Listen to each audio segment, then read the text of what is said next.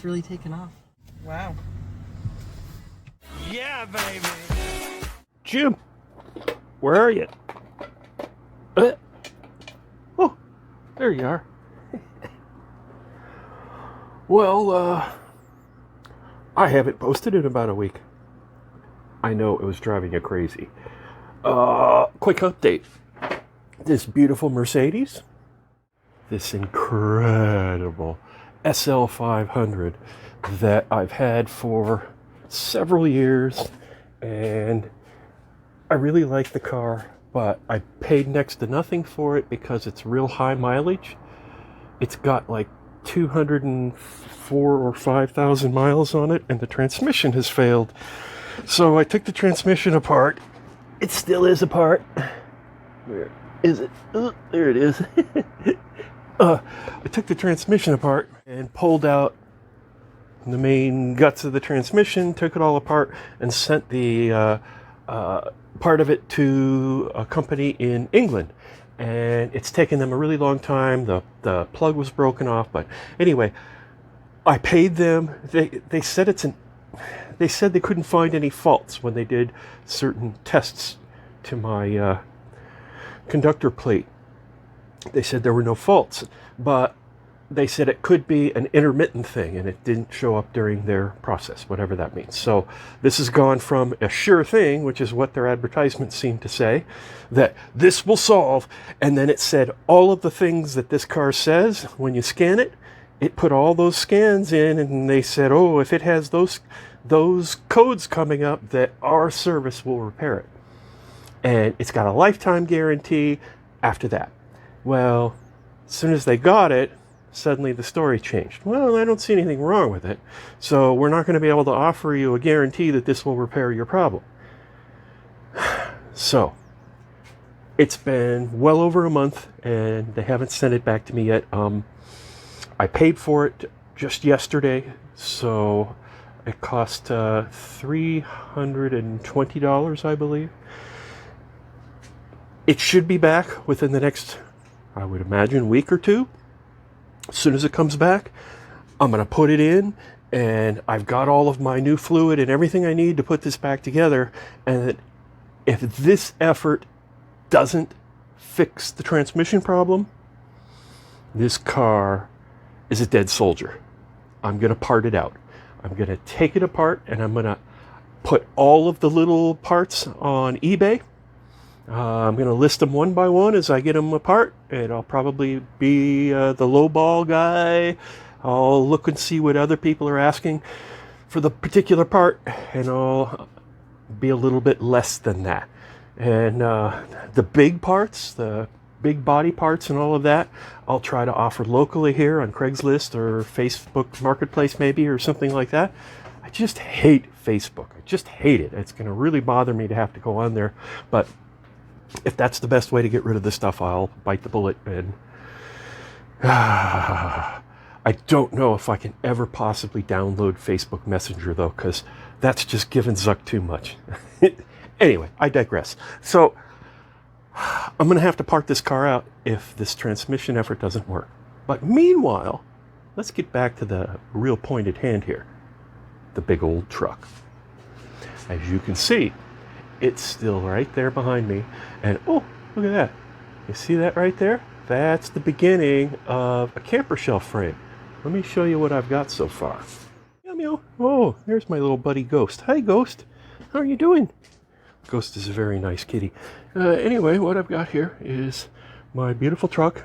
As you can see, I have been down this side here. I have put one of these little turnbuckle thingies every so often. Now, this truck had a camper shell thingy on it and a tonneau thingy on it once, so it had devices like this previously installed, so there was already holes and everything.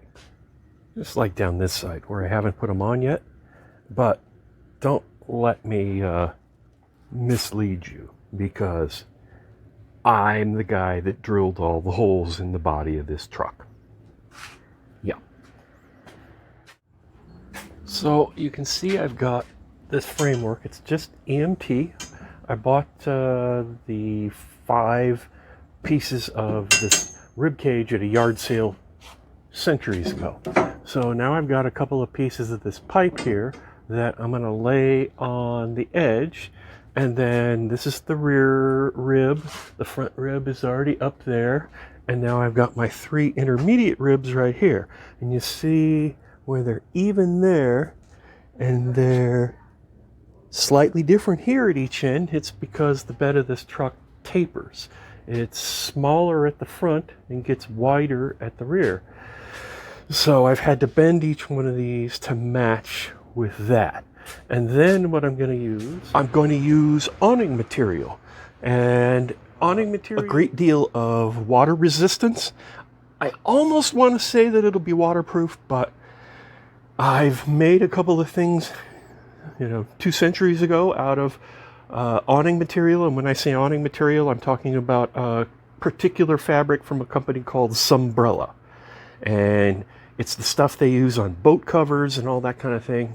Got great resistance to ultraviolet, so it should last for several years, but I know it'll be completely waterproof for probably the first year or 2.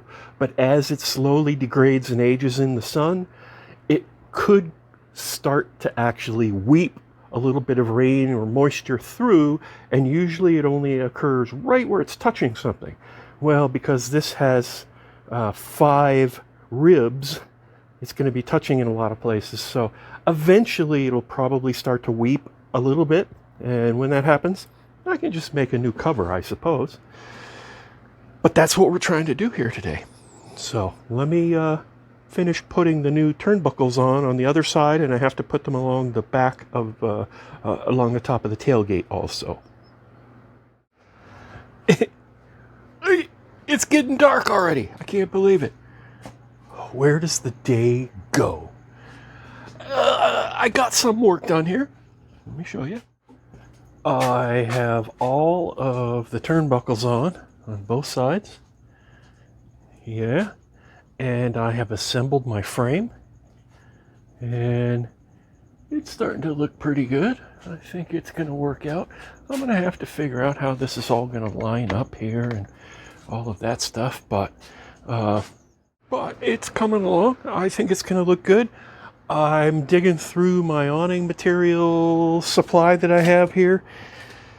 I have some that's left over. I found some that's blue and white stripes. I don't really want to have a striped camper shell.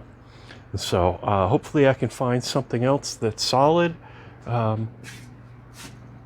I have a lot of the blue and white stripes. The problem is, if I do it in blue and white stripes, it's going to look like, I don't know, it should be on Fantasy Island or something. So I'm picturing more like black or, solid color, dark blue maybe, something like that. So hopefully I'll be able to find more. I have a bunch of fabric stashed at my highly classified office. I'll have to check that out. So that's going to be it for today. And thanks for watching. And next time I'll be actually doing some sewing and building the fabric cover for this camper shell. And I'll have figured out exactly everything on the frame and get all of that tightened down. And I want to make it so it's removable fairly easily. You undo all the turnbuckles, take the fabric thing off, and then the framework just should lift away. Or even slide all forward on those pipes and have the pipes stay where they are maybe. And that way, if I want to carry a dirt bike or something like that, I can move the camper shell out of the way, or a taller piece of cargo. I don't know. It's probably going to just be on there all the time, but I want the ability to be able to fold it up. And I'm going to make it where you can sleep in it and make it like a regular camper, where the bed of the truck will actually be a bed. And it'll be nice to have the sides when you're camping to be able to actually undo the turnbuckles and maybe roll up the sides and get a little breeze or something. I don't know. We'll have to see how that works. Thanks for watching.